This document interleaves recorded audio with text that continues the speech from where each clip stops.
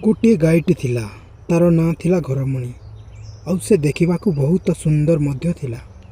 से दिने घर पाखरे चोरू चोरू मिठा घास लोभरे जंगल को चलीगला।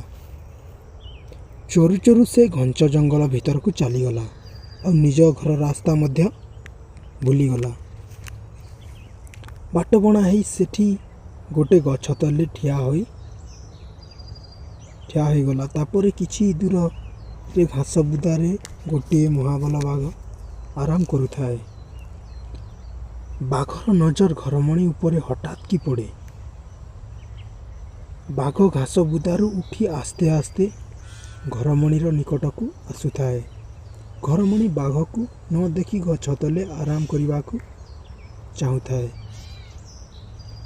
तापरे घरमणीर आग को बाघ आसी कहे, मु तोते आज खाइबी। बहुत दिन पर तो भली हृष्टपुष्ट गाई देखी तोते खाई मो पेट पूरीजीव। घरमणी डरी डरी कहे, मते खाओना खाओना, मो बाछुरटी अच्छी आउ मु ताकू काली जन्म करिछि, मते छाड़ी दियो।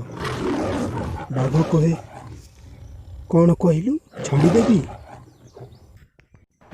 मते बहुत जोर रे भोक हेउछि, मते मो सांगरे आउ थट्टा लागेना।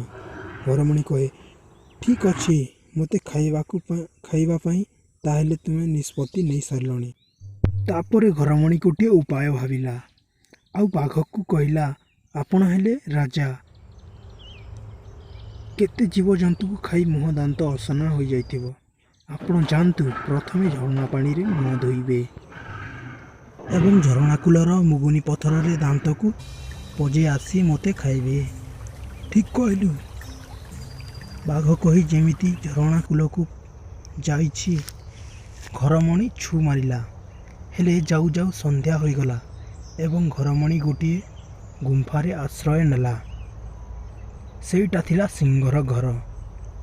सिंह जेमिति गुंफारे पशिछि, देखिला अंधार रे आखि दुईटा चिक चिक करुछि। गर्जन करी पचारिला, किए रे तू? घरमणी भाविला एबे निश्चय जीव। तथापि एथर मध्य साहस संचय करी कहिला, मु धबधब राजा, मो सिंह दुईटा गोजा गोजा। द्वितीय सिंहरे सिंह को मारे। यह शुणी सिंह प्राण विकल सेठारु पलायन करिला। सकाळ हेबारु घरमणी निज घर को फेरिला।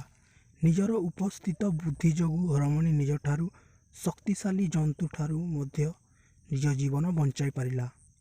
एही कहानी कौन शिखले सांग माने?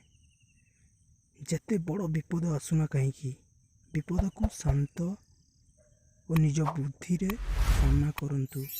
विपद भी आपणकर किछि करि परिबो नाही।